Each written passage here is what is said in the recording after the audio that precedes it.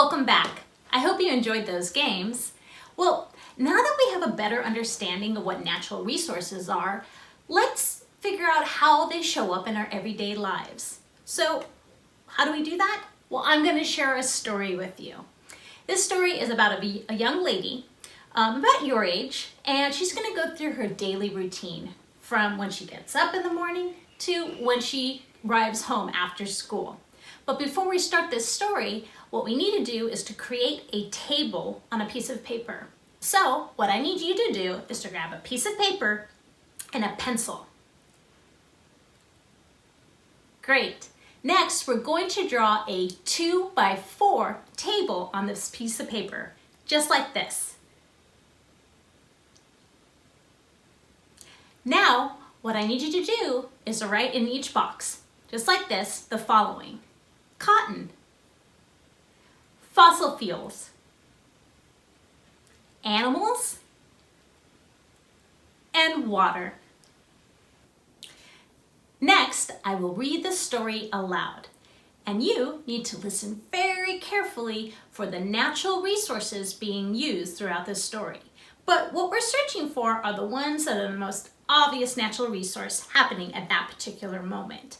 And when you hear it, you're going to put a tally mark next to the natural resource in your 2x4 table. So let me share an example. Don't do anything yet. Here we go. Let's see, she hopped into the car and went from home to school with her mother. What would be the most obvious natural resource being used to get her from home to school? That's right, fossil fuels. So you put a tally mark in the box next to the fossil fuels box. Make sense? All right, let's get started. A day in the life of Deyonce. Here we go. I want to tell you a story about a young lady named Deyonce. Deyonce loves to sing and dance, and she also loves her planet.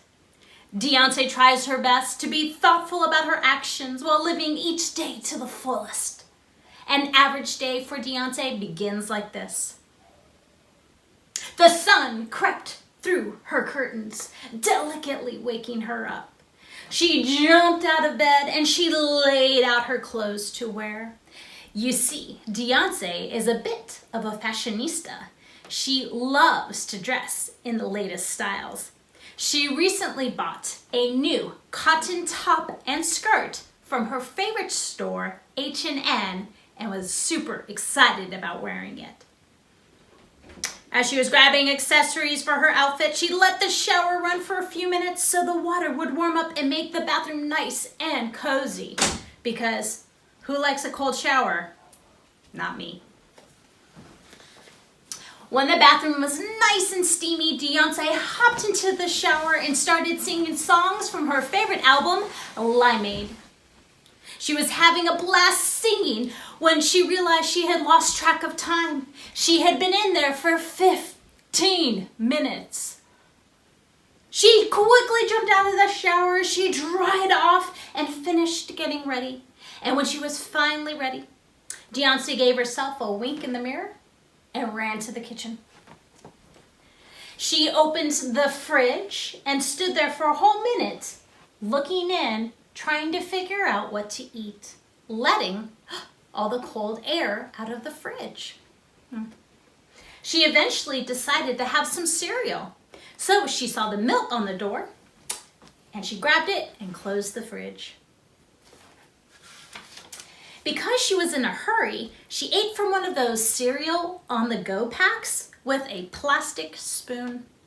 She figured this was the fastest way to eat, and it would also keep the counter clean for her mom. When she was done, she tossed the cereal pack and the spoon into the trash can, threw on her backpack, and ran out the door. Deyonce walked to school with her neighbor, Tyler Swish, and Juno Lars, singing and dancing all the way there. At lunch, she saw that her mom had packed her some of her favorites. She had a whole apple and 3 little plastic baggies filled with chips, carrots, and a peanut butter jelly sandwich. She inhaled her food like it was going out of style, leaving the apple for last, since it was her favorite. But her belly felt so full after the meal that she took about 2 bites of that apple and then threw the rest away. After school, instead of walking home with Tyler and Juno, she decided to carpool with Katie Mary and Justin Timberfake. Katie's mom got confused about the pickup time and sat in the parking lot with her engine running for 10 minutes before everyone showed up. When Deyonce got home, she wanted a snack, so she went to the kitchen and grabbed an apple to munch on before dinner. Can any of you relate to the day in the life of Deyonce? Thumbs up if you can relate to at least one action that happened in the story. I know I can. I love taking long showers. But on a more serious note, let's look at the results in our table, our natural resource table, that is.